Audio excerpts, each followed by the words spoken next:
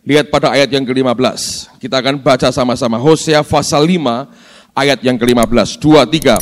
Aku akan pergi pulang ke tempatku sampai mereka mengaku bersalah dan mencari wajahku.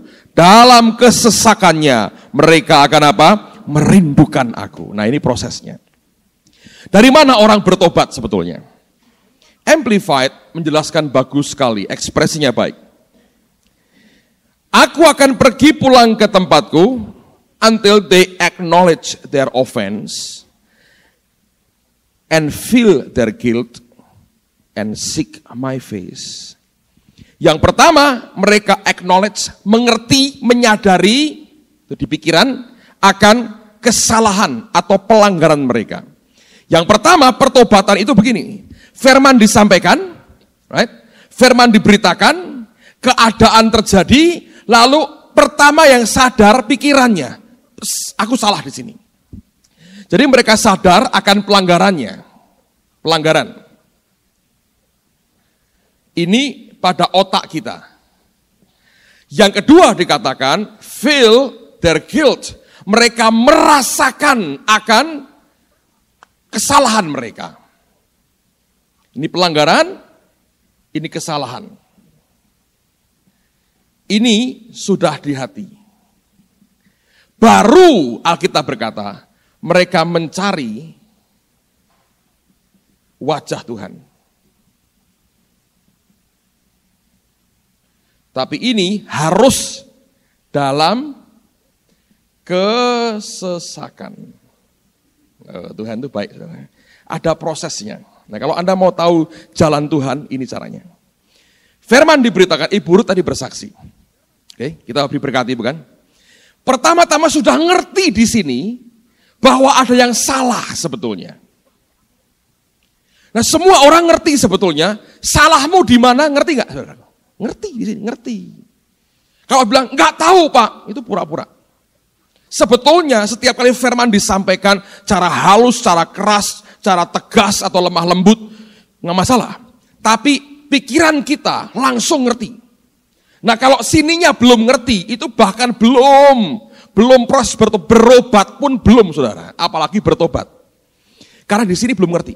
Tapi kalau orang sudah acknowledge, ngerti, ngenali akan pelanggarannya, berikut terjadi adalah dia mulai merasakan akan guilt itu. Sampai dia berkata, aduh aku salah. Dan dia feel it, dia rasakan itu. Itu sudah masuk di hati. Nah, Fenelong berkata begini, yang sering kali kita baca, dia berkata, untuk dari pikiran turun sampai ke hati, dia berkata, long way, saudara. Ini berapa senti sih? Hah? Paling, ya tergantung lehermu lah, saudara ya. Tapi paling tinggi menurut saya 30, 40 sudah hebat lah. Katakanlah 40 senti kalau ada. Dari sini turun ke sini. Dia berkata itu long way. Yang sering kali adalah dari sini turun nyangkut di sini. Ngomong, wih, dadar. Tapi gak sempat nyangkut di hati, saudara. Jadi ngerti, tapi batinnya gak ada nyeselnya sama sekali. Sampai kayak orang pukul dada berkata, aku salah dengan Tuhan, gak ada. Cuma ngerti di sini. Nah, orang begini, saudara, kalau hanya sampai di pikiran, lalu Anda mencoba menyelesaikan rekonsiliasi, itu omong kosong sebetulnya. Sebab rekonsiliasimu seperti Yudas. Engkau hanya ingin menyelesaikan dengan manusia, tapi yang dengan Tuhan engkau belum pernah selesaikan. Dan Tuhan berkata, aku akan tinggalkan mereka. Nah, waktu orang berdosa, ini jalan Tuhan. Saudara. Waktu kita berdosa, dia mulai undur dari kita, karena dosa menghalangi kita dengan dia. Cara Tuhan membuat kita berbalik adalah, itu lewat kesesakan tadi. Lalu kalau orang sudah terbentur, dia mulai sadar di sininya. Entahkah dikonfrontasi oleh hamba Tuhan, atau teman seimannya, atau terbentur dengan keadaan, semua bentuk konfrontasi lewat perkataan maupun keadaan itu membuat sesak hidupnya. Tadinya bebas berdosa seperti Daud, sekian bulan dengan Batsheba, bunuh suaminya, tanpa merasa bersalah. Begitu Nathan datang dikonfrontasi, baik dengan perkataan, akhirnya juga oleh keadaan, oleh Allah sendiri, itu menyesakkan hidup dan batinnya. Kesesakan itu pertama bereaksi pada pikiran kita, langsung kita acknowledge offense kita. Kita berkata, aduh aku salah ini. Ngerti di sini saudara.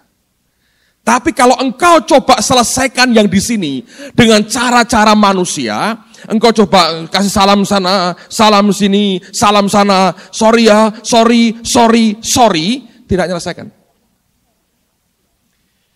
Kalau saudara mau menyelesaikan, engkau biarkan dulu kesesakanmu tanpa engkau coba selesaikan dengan manusia, tapi hadapkan hatimu ke dia.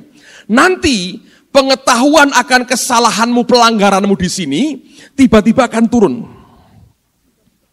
Nah, waktu turun itu begitu sakit, sehingga mulut kita cenderung pengen teriak, pengen dikeluarkan, tapi tutup mulutmu di hadapan manusia. Cari Tuhan segenap hati. Lalu kalau engkau tutup rapat mulutmu, itu sakitnya luar biasa. Itu akan nembus sampai ke hati. Begitu kena di hatimu, Anda dikatakan oleh Alkitab, feel your guilt. Engkau ngerti, engkau rasakan, aduh aku salah. Kalau perlu engkau ingin robek jubahmu, engkau ingin tepuk dadamu, engkau ingin pukulkan. Di perjanjian lama, kalau orang itu salah atau orang itu marah atau yang dirobek itu adalah jubah dan pakaiannya. Yang Allah mau kita ngerobek hati kita. Kita bilang aku salah dengan Tuhan. Dan kita bisa rasakan perasaan salah itu besar sekali. Nah, banyak orang Kristen gak bisa membedakan di sini atau di sini. Kalau belum bisa membedakan, masih di sini saudara. Ngerti. Salah gak kamu? Salah, ngerti. Tapi merasa bersalah enggak? Berat gak rasanya? Enggak. Nanti kalau diajak ngomong, dikonkretkan semua. Oh jadi begini ya, konkretnya begini. No itu bukan begitu, kamu dosa. Ya katakanlah ini dosa, ngamuk Tuhan kalau digituin. Sebab engkau belum merasakan di sini. Dosamu itu belum, aku ini orang kayak begini. Di sini orang baru bisa nangis, jerit dengan Tuhan. Dan berkata, ampuni aku Tuhan. Dan kesesakan itu membuat kita mencari wajah Tuhan. Alkitab berkata, dalam kesesakannya mereka akan merindukan aku. Lalu kita rindu dengan Tuhan. Anda ngerti ini prosesnya, saudara. Kalau proses ini tidak ngerti, maka pertobatan kita itu pertobatan semu. Anda pikir, aku sudah beres Pak. Beres apanya? Secara sosialnya mungkin. Tapi sebulan lagi Anda akan ulangi kesalahan yang sama. Jatuhnya di tempat yang persis sama. Kenapa? Karena nggak ada repentance yang murni, yang total. Nah sekarang ini terus terang saudara. Injil diberitakan dengan begitu gampangan. Sehingga kalau orang mendengar kata bertobat, orang Kristen berkata begini, oh itu untuk orang dunia, bukan buat aku. Tadi Ibu Ruth berkata, pertobatan itu merupakan anugerah Tuhan buat kita. Amen. Anda lihat itu. Orang kalau bisa bertobat, dia feel their guilt. Dia bisa rasakan, aduh aku salah di sini. Banyak orang ngerti salah di sini, tapi nggak punya kekuatan apa-apa. Disadarkan, ya, ngerti, terus dia hibur dirinya, dia cari penghiburan ke tempat lain. Dia biarkan konfrontasi rohani itu hilang dari hidupnya, dia hibur dirinya sendiri, dan dia berkata, aku toh lumayan. Dia coba hilangkan konfrontasi rohani dalam batinnya, sehingga tekanan Tuhan tidak bisa tembus sampai ke hatinya. Disitulah sistem akarnya rapuh sekali. Anda tangkap firman Tuhan, Anda ngerti banyak, tapi sistem akar di dalammu rapuhnya luar biasa. Dan Allah tidak ingin semua itu terjadi. Semua yang dia ingin sampaikan kepada kita, dia ingin menghasilkan sistem akar yang kuat di dalam batin kita. Nangkep saudara? Nah ini penting, kalau tidak sia-sia. Pertobatan kita, rekonsiliasi kita dengan orang lain itu pun palsu. Anda boleh cuci kaki semua orang. Tapi kalau hanya tahu di sini, nggak ada gunanya. Besok engkau injek lagi kaki orang yang kau cuci itu saudara. Besoknya lagi, cuci lagi. Lama-lama orang berkata, bengkak, hancur kakiku, diinjek, dicuci. Dan itu sama sekali bukan pertobatan, saudara. Itu hanya penyelesaian secara sosial kepada orang sekitar kita. Nah, yang hebat adalah selalu Tuhan itu juga pakai situasi. Nah, sekarang kita coba lihat dulu. Mazmur 119.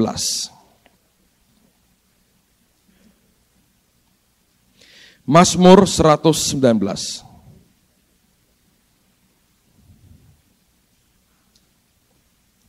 Lihat pada ayat yang ke-71, 72, 73.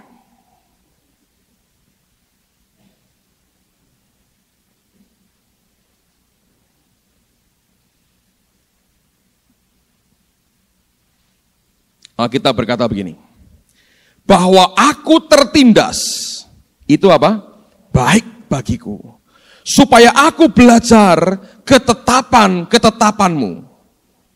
Taurat yang kau sampaikan adalah baik bagiku, lebih daripada ribuan keping emas dan perak.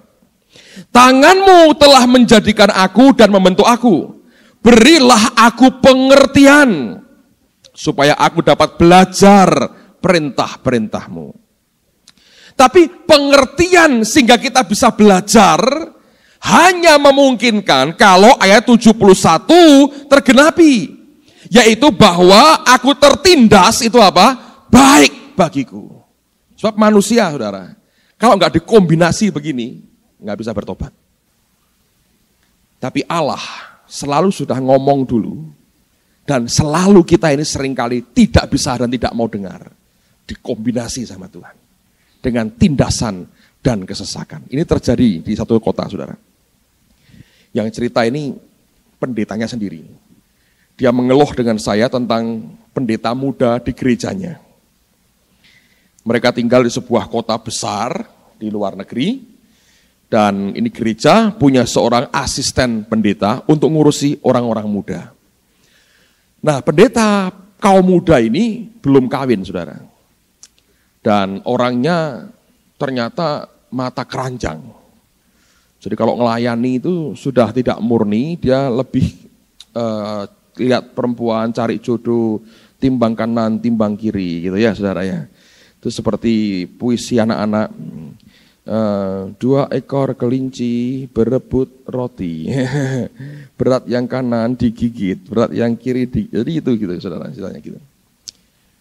Sudah diberitahu berkali-kali, kamu hati-hati dalam pergaulanmu. Oh, dia bilang, oh iya. Dia kalau ditegur, yang diomongin firman. Ditegur, balasnya, bantahnya pakai firman. Orang Kristen kan pinter, apalagi pendeta, saudaraku. Ilmu menghindarnya itu tinggi sekali. Gitu. Kadang-kadang balas pakai ayat. Nah, suatu hari, dia berhubungan dengan seorang perempuan. Ditegur oleh gembalanya, kamu terlalu dekat dengan dia. Oh enggak Pak, enggak. Nah, orang muda ini ngerti, si wanita ini sebetulnya tidak bisa hamil. Ingat, kalau Anda punya pengetahuan itu bisa menghancurkan hidupmu. Karena dokter berkata, itu ada sumbatan pada saluran telurnya, sehingga tidak mungkin jadi telurnya, tidak mungkin bisa dibuahi.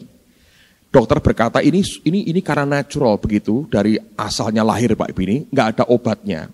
Dan kalau nggak dioperasi besar sekali, mungkin nggak bisa. Dan wanita ini tidak punya uang untuk operasi yang begitu besar. Sehingga dia, ya sudah, pokoknya dokter berkata, sampai kapanpun kamu tidak bakal punya anak. Ini dokter-dokter hebat, mereka sudah rawat dia bertahun-tahun, kesimpulannya tidak mungkin punya anak.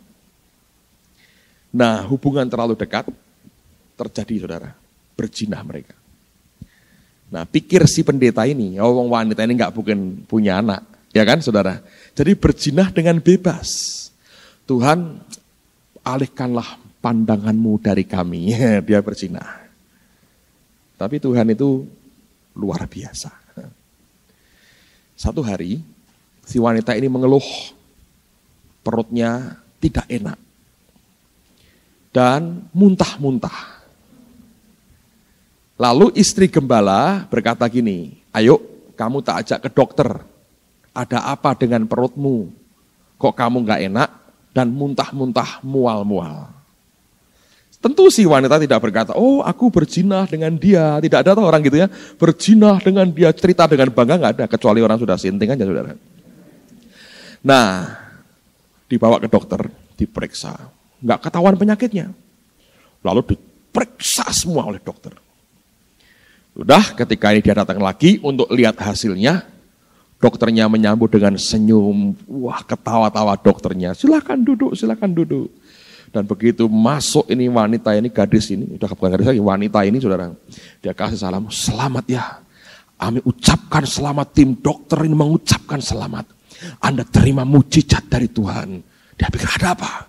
Kami mengucapkan selamat, Anda positif hamil. Ngerti saudara? Istri gembalanya mikirnya, apakah kayak Maria?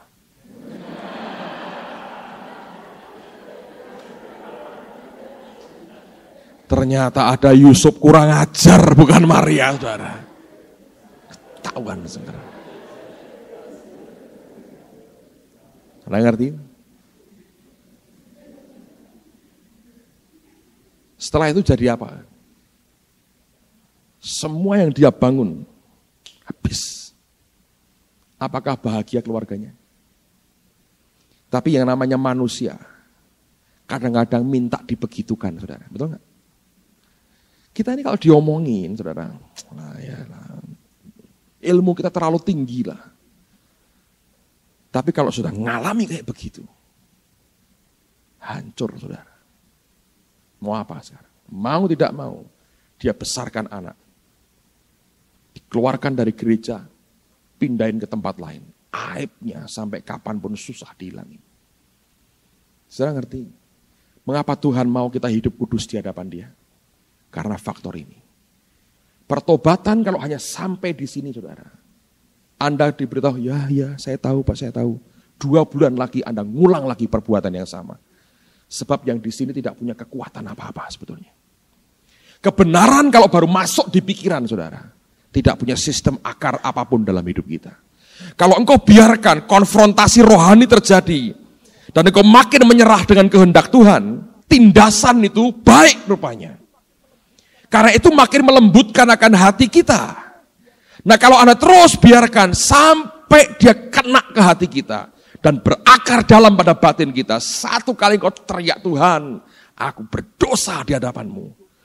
Engkau lihat dosamu, engkau lihat dirimu, engkau jijik sekali, engkau teriak. Dan detik itu ketika ditawari hal yang sama, engkau tidak mau, saudara. Contoh paling gampang, orang terikat rokok, saudara. Begitu dia bertobat, dia bilang, tidak lagi. Baunya saja mau muntah. Tadinya dia bau rokok, saudara. Anda kasih parfum apapun, tetap plus rokok. Jadi gak keruan malah. Begitu dilepaskan, betul lepas, saudara. Dia cium baunya aja muntah. Sudah tidak ada lagi keinginan untuk sampai ke situ. Sebab sistem akar kebenaran itu sudah masuk dalam kehidupannya. Dan di sini sebetulnya orang Kristen harus mengerti. Itu goal yang Tuhan mau. Coba buka lagi Mazmur 94. Mazmur 94. Ayat 11, kita ulang lagi akan ayat ini. Mazmur 94. Ayat yang ke-11. Firman Tuhan berkata begini. Tuhan mengetahui rancangan-rancangan manusia. Sesungguhnya semuanya apa? Sia-sia belaka. Begitu Allah melihat ada yang sia-sia. Dan Alkitab berkata semua perkataan yang sia-sia, semua yang sia-sia akan kita pertanggungjawabkan di hadapan Tuhan. Ayat berikutnya. Ayat 12. Berbahagialah orang yang kau hajar ya Tuhan. Dan yang kau ajari dari Tauratmu. Dua ini tidak mungkin dipisahkan, saudara. Sebab kalau untuk mendidik manusia, tidak cukup dengan perkataan sebetulnya. Makanya Ibrani berkata, kita bersyukur kita bukan anak gampang. Kalau kita dihajar, membuktikan kita bukan anak gampang. Amen. Nah, kita berkata berbahagialah orang yang kau hajar ya Tuhan, dan yang kau ajari dari firman-Mu, untuk menenangkan dia terhadap hari-hari malapetaka, sampai digali lubang untuk orang fasik. Sebab Tuhan tidak akan membuang umatnya, dan miliknya sendiri tidak akan ditinggalkannya, sebab hukum akan kembali kepada keadilan dan akan diikuti oleh semua orang yang tulus hati. Kalau Anda melihat akan hal ini, Anda harus mengerti inilah cara Tuhan. Dua-duanya dipakai oleh Allah. Hajaran dan kita diajari oleh firman Tuhan. Kalau tidak, saudara, namanya manusia tidak akan pernah nyampe di mana sistem akar kebenaran itu akan bertumbuh dan berakar kuat pada batin kita. Nah, sekarang buka Hosea pasal yang kedua. Balik ke kitab Nabi Hosea. Saya ingin tunjukkan sesuatu yang penting di sini. Hosea pasal yang kedua.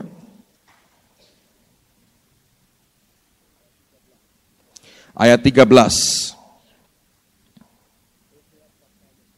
Hosea pasal yang kedua, ayat 13.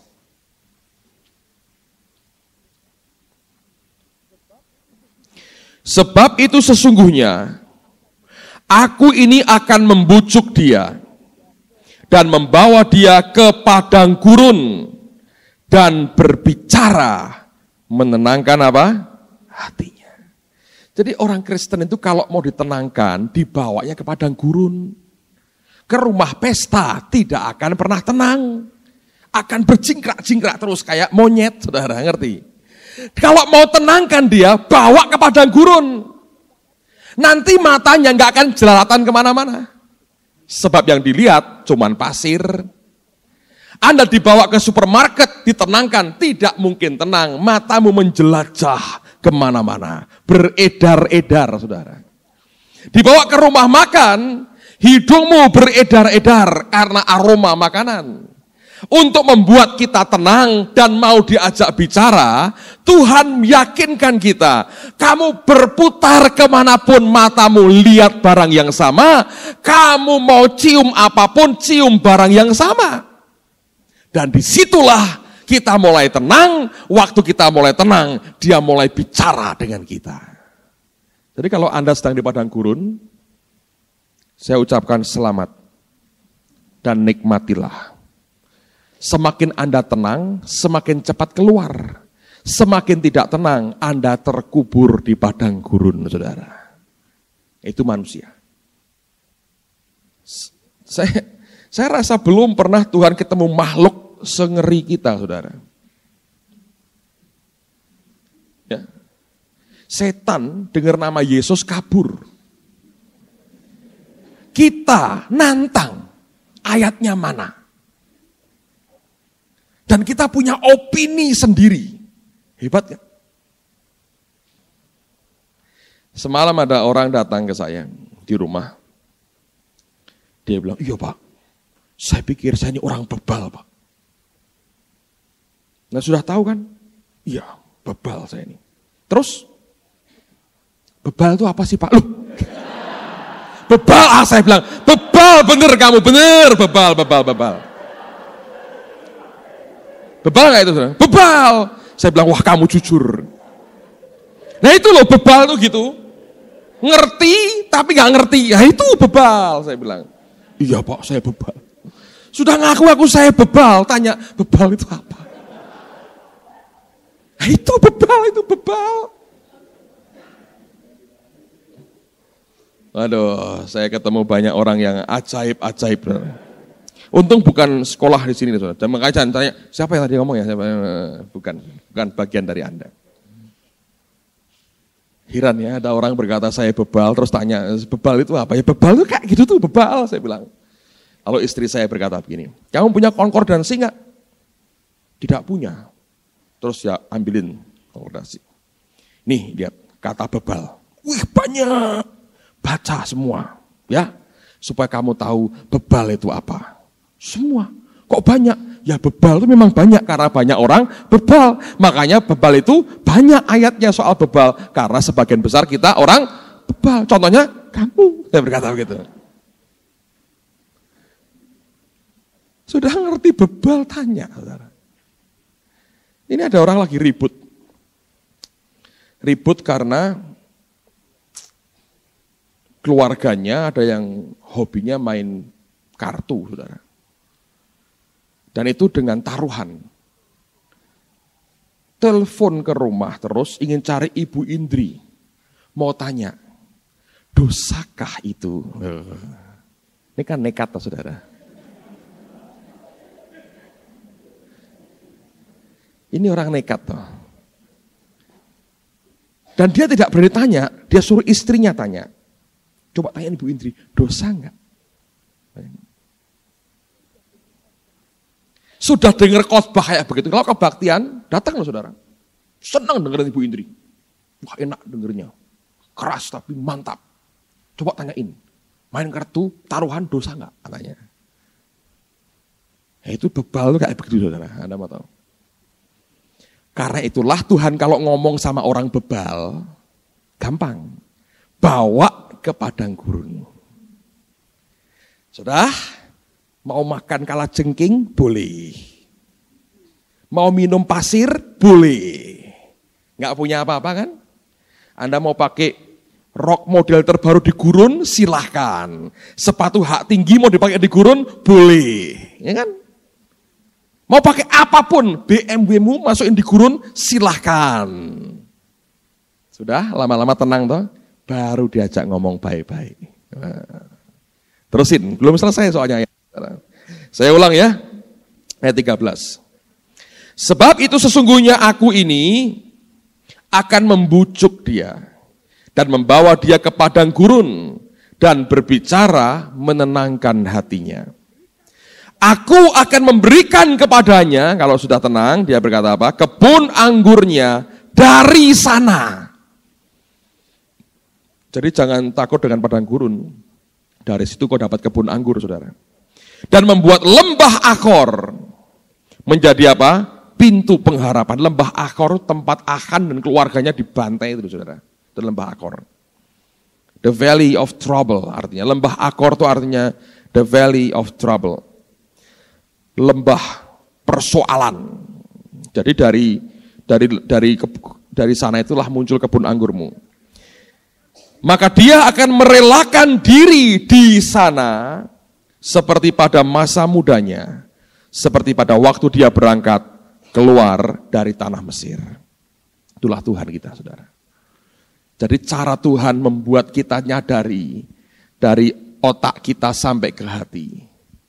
Itu diajari pakai jalan-jalan Tuhan, saudara. Itu selain dihajar, juga diajari. Dibawa ke gurun, ngerti dari situ semuanya. Yang berikutnya, coba buka Ibrani. Ini dialami oleh Yesus sendiri, saudara. Coba buka Ibrani pasal 5.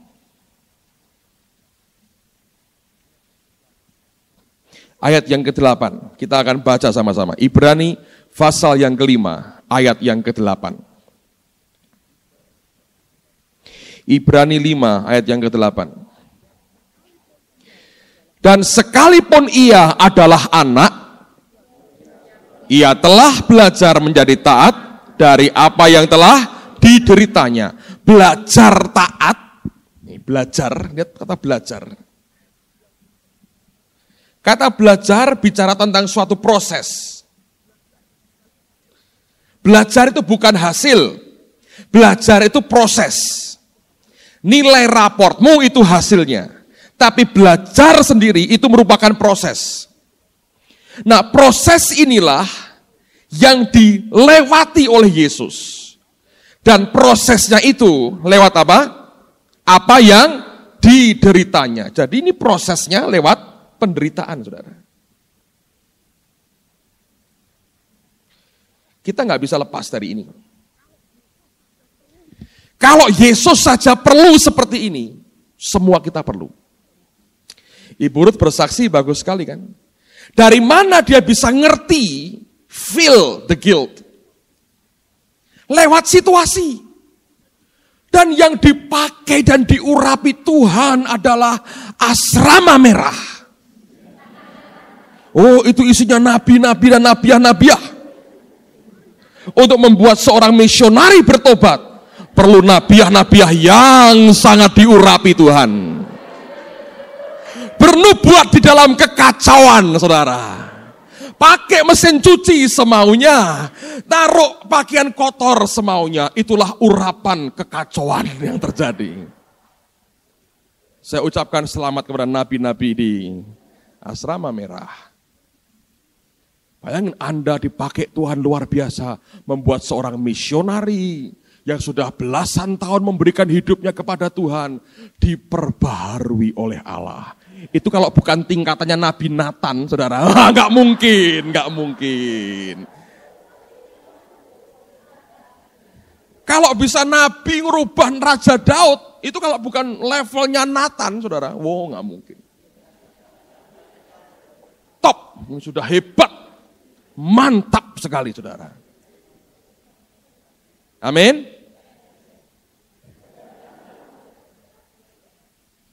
Ya kan? Tuhan pakai kan situasi begitu. Dengan urapan yang mantap setiap hari, dilanggarlah berbagai peraturan yang ada. Dengan dalih Tuhan yang berkata. Loh, itu kan urapan berarti, saudaraku. Ngelanggar aturan dengan urapan Tuhan. Loh, itu kalau bukan nabi ya, nggak mungkin. Levelnya sudah Nathan, saudara.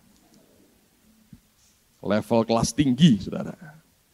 Tapi semua yang terjadi, ya, karena urapan itu membuat penderitaan nggak Ibu Ruth? Oh, susah dia.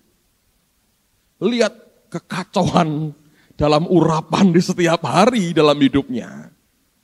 Tapi semua itu pada akhirnya pertentangan itu, kalau dibiarkan, saudara, kita coba hibur diri.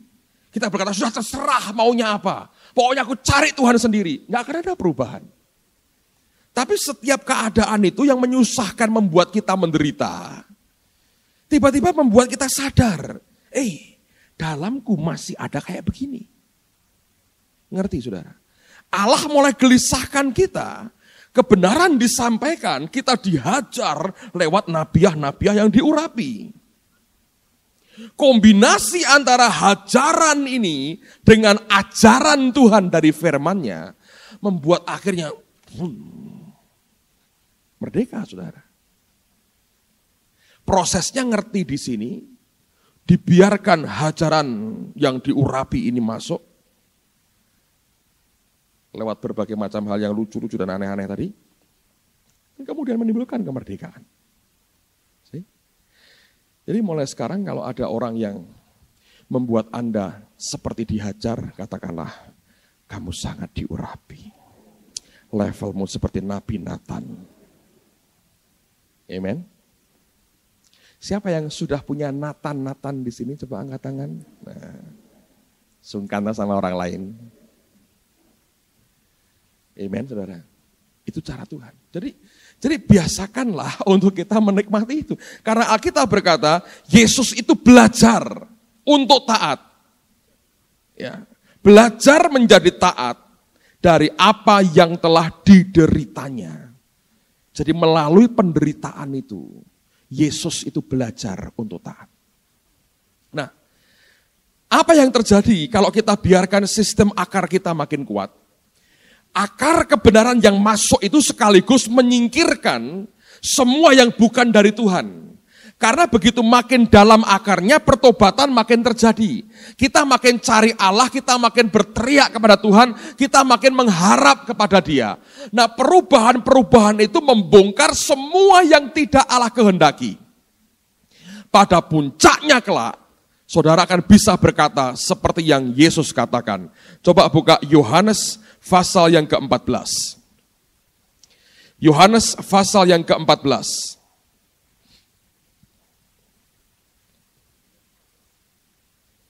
Lihat pada ayat yang ke-30. Yohanes 14 ayat 30, kita baca sama-sama. 2, 3. Tidak banyak lagi aku berkata-kata dengan kamu, sebab penguasa dunia ini datang, dan ia tidak berkuasa sedikit pun atas diriku. Dalam terjemahan lain dia berkata, but he had nothing in me. Tapi dia tidak punya apa-apa di dalam aku.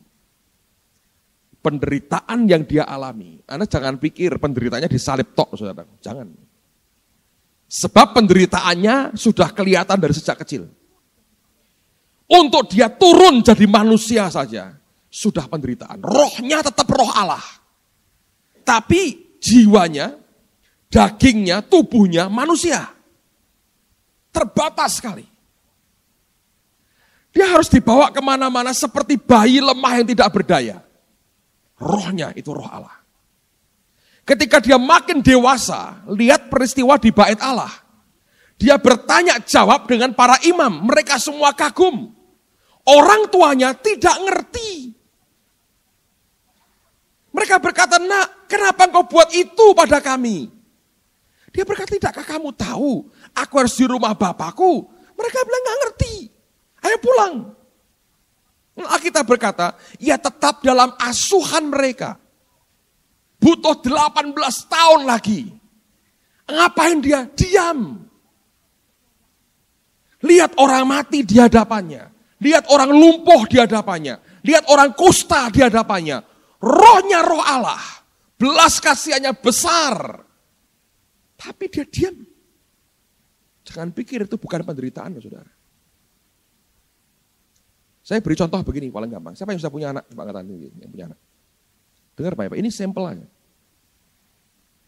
Kalau Anda lihat anakmu dihajar orang, saudara. Di depanmu.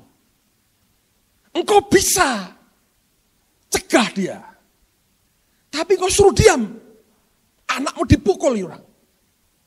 Saya mau tanya, penderitaan enggak, saudara? Sekalipun tidak kena ke tubuhmu. Tapi itu lukanya luar biasa. Engkau bisa, tapi engkau tahu tidak boleh. Itu penderitaan kan? Sesuatu yang engkau bisa lakukan, tapi engkau tahu belum waktunya. Itu susah loh, saudara. Wih, sakitnya luar biasa. Kalau Anda ketemu misalnya dengan seseorang yang ada urusan dengan suamimu atau istrimu misalnya. Misalnya setelah istrimu itu pinjam uang dengan si A, 50.000. Di dompetmu ada 500.000. Si A ini datang maki-maki istrimu. Tapi engkau tidak punya kekuatan, tidak punya kesempatan, tidak punya hak untuk ikut campur. Ngeri loh, saudara. Engkau bisa bereskan dengan berkata, ini saya bayar, selesai. Tapi engkau tidak boleh begitu. Seperti Tuhan, rohnya roh Allah. Di dalam tubuh manusia. Makanya ketika dia dibaptis, roh Allah turun, Bapak berkata apa? Inilah anakku yang kukasih, kepadanya aku berkenan. Perkenannya itu dia gak ngerjain apa-apa. Justru dia tahan dirinya di dalam penderitaannya itu. Sampai akhirnya dia naik di salib. Puncaknya di situ. Selesai. Dan di situ dia belajar taat. Anda tahu penderitaannya? Dengar Lazarus sakit keras. Roh Kudus berkata, tinggal di kota ini. Tunggu sampai mati. Tunggu sampai mati, saudara. Anda tahu akhirnya nangis. Terharu hatinya. Alkitab berkata Yesus menangis. Lihat, apa itu bukan penderitaan. Dia ngerti aku bisa bangkitkan dia. Jiwanya kan tetap manusia. Dia terharu. Dia lihat Marta, Maria, kedua sahabatnya yang mengasihi dia luar biasa. Tentu tidak ingin melihat mereka menderita. Waktu melihat Marta dan akhirnya Maria menangis, dia ikut nangis. Nangis. Mestinya dia bisa berkata, aku bisa selesaikan sebelumnya. Tapi dia ngerti, roh Tuhan di dalamnya berkata, tidak, tunggu sampai mati. Kekuatan di dalam rohnya itu luar biasa. Tapi dia memilih tidak menggunakan. Apakah itu bukan penderitaan, saudara? Menyangkal daging kita seperti itu. Engkau punya kesanggupan melakukan sesuatu. Tapi engkau tahu itu bukan dari Tuhan. Dan engkau harus diam. Apakah itu bukan penderitaan? Penderitaan, saudara. Tapi penderitaan seperti itu, apa akibatnya? Lihat ayat berikutnya. Ibrani dulu, balik kepada Ibrani pasal yang kelima tadi. Ibrani pasal yang kelima. Saya tunjukkan hasil dari penderitaan seperti itu. Ibrani 5 ayat yang ke-8, kita ulang lagi. Firman Tuhan berkata, dan sekalipun ia adalah anak, ia telah belajar menjadi taat dari apa yang telah dideritanya. Ayat berikutnya, dan sesudah ia mencapai apa? Kesempurnaan. Terjemahan berkata, sesudah ia mencapai kedewasaan, ia menjadi pokok keselamatan yang abadi bagi semua orang yang taat kepadanya, dan ia dipanggil menjadi imam besar oleh Allah menurut peraturan Melkisedek. Justru penderitaan itu, dari penderitaan dia belajar taat, dan itu akhirnya membawa kepada pendewasaan yang luar biasa. Makanya di Yohanes 14 tadi dia berkata, penguasa dunia datang, but he had nothing in me. Semua yang bukan dari Allah, semua yang memberontakan apapun yang dia berkata tidak ada dalam diriku. Sebab aku hidup di dalam ketaatan dan dia tidak punya apa-apa di dalam aku. Hidup kita sebagai anak Tuhan, prosesnya sama. Engkau ingin kemerdekaan, caranya begitu. Biarkan kebenaran itu punya sistem akar yang kuat di dalam kita. Hanya kalau sistem akar kita kuat, tetap kita akan bisa berkata seperti Yesus. He had nothing in me. Amen, saudaraku. Ini loh. Dari otak harus turun ke hati. Lewat kesesakan, kita akan cari wajah Tuhan. Yesus belajar, itu proses. Lewat penderitaan, inilah jalan Tuhan. Anda sedang dibawa dalam proses itu. Bukan cuma diajari, ini loh hasilnya kayak begini. Bukan, saudara. Ketika Bapak tadi berdoa minta tanahnya laku, yang ikut prosesnya saya. Dia tinggal tunggu hasilnya. Kalau kelak, nah begitu selesai, akhirnya hari Minggu kemarin ketemu saya. Waduh Pak, terima kasih. Tanah sudah Pak, selesai begini-begini, terus begini. Nanti ya Pak, habis pemilu, tanah saya di luar kota itu masih satu lagi katanya. Nah, Anda ngerti? Dia cuman punya ini loh, perbuatan Tuhan. Ya saya bilang senangmu susahku ya. Tapi saya yang belajar lewat jalan ini, prosesnya. Dia gak belajar. Dia hanya pengen tahu akan perbuatan Tuhan. Itu bukti ketidakdewasaan dan belum matang di hadapan dia. Kalau engkau dalam persulitan, kemarin saya berkata pada seorang saudara, kalau hari-hari ini engkau punya pergumulan, itu malah baik saudara. Banyak orang berkata, aku ingin sekolah tanpa beban di rumah. Ya kan? Semuanya sudah lancar terbuka, aku sekolah nikmati. Malah rugi. Kalau hari ini engkau punya persoalan, itu malah bagus. Belajar, praktekan. Belajar, praktekan. Belajar, praktekan. Anda selesai, semuanya selesai. Sertifikat School of X diberikan di Loteng Yerusalem. Loh, bagus kan saudara? Kalau Tuhan izinkan. Kalau dikasih begitu-begitu, amin. Kebenaran tak cuma begini-begini. Masih di sini sih. Long way, saudara. Long way. Saya belajar dan saya katakan demi kasih Tuhan. Jangan takut dengan kesusahan, saudara. Itu merupakan sarana yang bagus sekali buat kita. Amen. Kita berdoa sama-sama.